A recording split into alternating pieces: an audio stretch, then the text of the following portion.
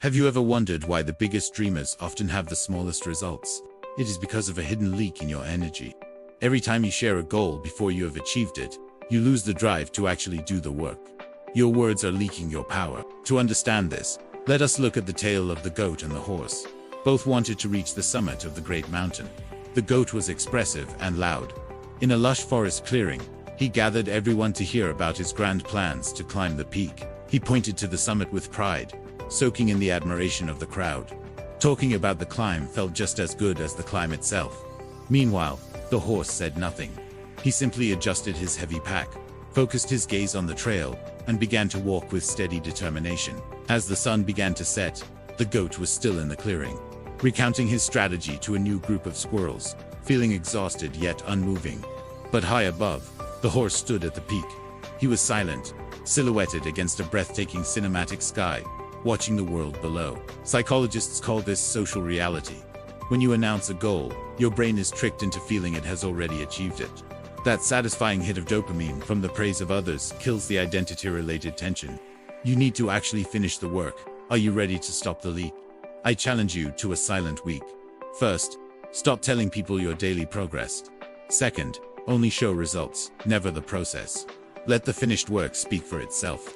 Focus all that energy inward, into the craft. The most successful people often speak the least because they are too busy building.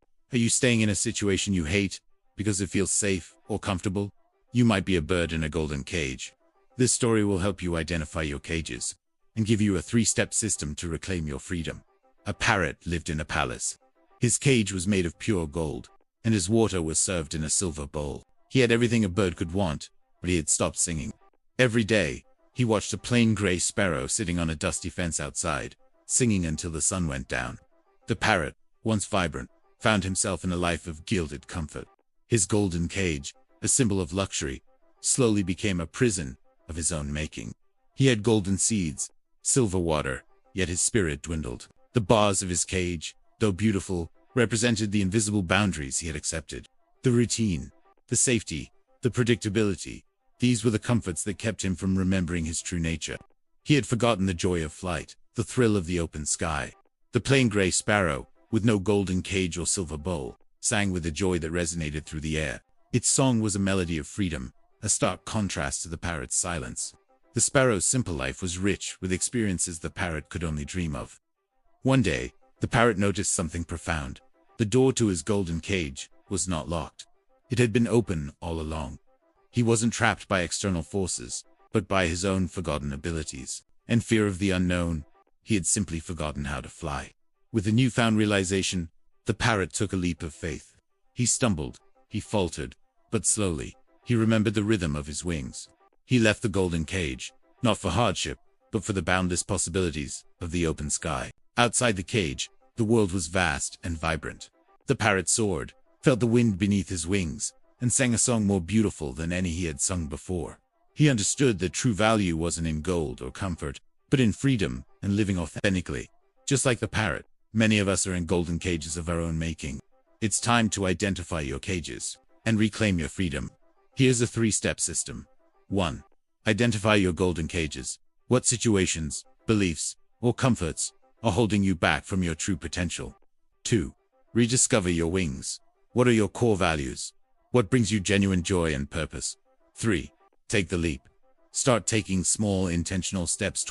Have you ever felt like the entire world was conspiring against you? Like every morning was a battle, and every person you met was an enemy? We often look outward to find the source of our misery. But the secret to fixing your life isn't out there. It's in the mirror. Welcome to the Mirror Reflection System. Today, we learn how a simple shift in perspective can rewrite your entire reality. Meet Kale.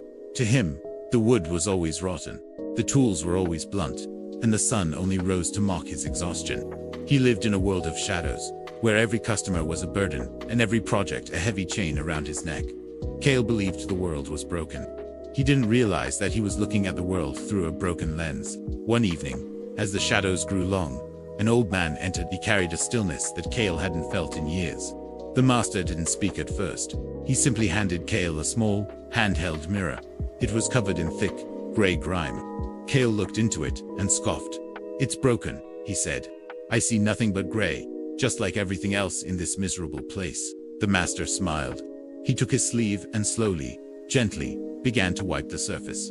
Is the problem outside, Kale, or is it inside? As the grime vanished, the mirror caught a stray beam of light.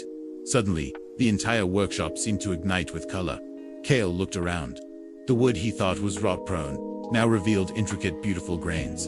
The tools gleamed like silver in his hands. Nothing physical had changed. The workshop was the same. The wood was the same. But the lens through which Kale saw them was transformed. This is the perspective shift. To change your life, you must first perform a daily audit of your internal mirror. Step 1. Identify the complaint. When you feel anger or frustration, stop. Name the obstacle you think is blocking your path. Step 2. Check the internal mirror.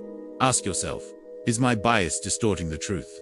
Am I looking through the dust of past failures? Step 3. Seek the positive angle.